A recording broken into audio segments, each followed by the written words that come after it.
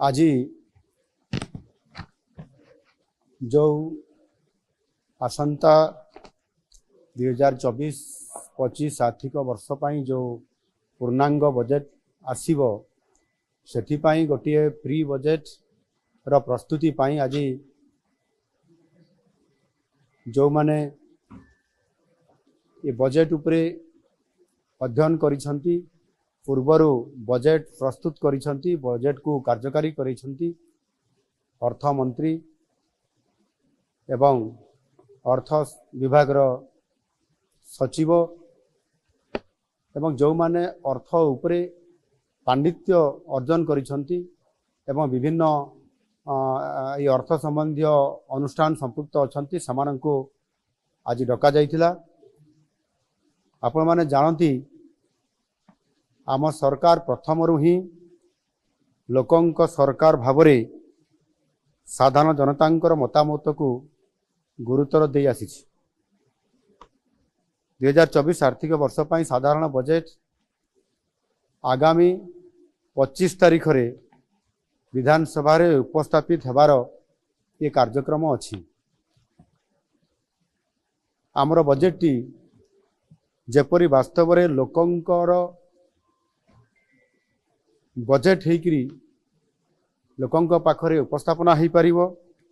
समस्तंकर आशा आकांक्षा को प्रतिफलित करि पारिबो सेथिपाई ए उद्यम जारी रहिछि। आउ एथिपाई मध्य ऑनलाइन जरिया रे व्हाट्सएप माध्यम रे आमे मतामत लड़ीछु एवं अति सुखद खबर अछि जे ये मतामत एथर बहु आग्रह रे अनेक लोक इतरे सामिल होइचंती एवं पाखापाखि प्राय 12,000 रु अधिक लोक मतामत देइचंती ऑनलाइन जरिया रे जहा कि पूर्व वर्ष मानक तुलना रे ये 6 गुण अधिक लोकंक एपरी व्यापक अंशग्रहण आम पाई बहुत बड़े गोटे उत्साहजनक। आज मध्य ये प्री बजेट रो ई प्रस्तुति बैठक रे पाखापाखि प्राय 150 रु अधिक लोक विज्ञ लोक एटी उपस्थित थिले। सेमानक भितरु अनेक जहाँ मु कहली अर्थ संबंधी विभिन्न विभाग विशेषज्ञ अर्थनीतिज्ञ पूर्वतन अर्थमंत्री अर्थ सचिव एवं समाजर विभिन्न वर्गर लोक माने अर्थ संबंधी जो माने अनेक ओडिशार भविष्यत कथा चिंता करती से समस्ते विभिन्न मतामत देइछंती। ये मतामत देवा भितर समानक भितर 26 जन अति मूल्यवान तांकर प्रस्ताव एवं मतामत से सेठी उपस्थापना करने सहित मध्य लिखित आकार मध्य प्रस्ताव समान देइछंती। सेमानकर समस्त मतामत एवं प्रस्ताव को आम विभाग तरफ लिपिबद्ध करा जाइछि एवं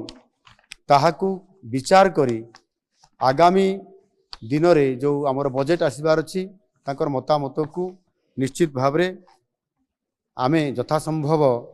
एथिरे प्रतिफलित करिया पई आमे चेष्टा करिवु। आ सेथि पई जो लोकंकर बजेट जेभली भावरे आज लोकंका पाई प्रस्तुत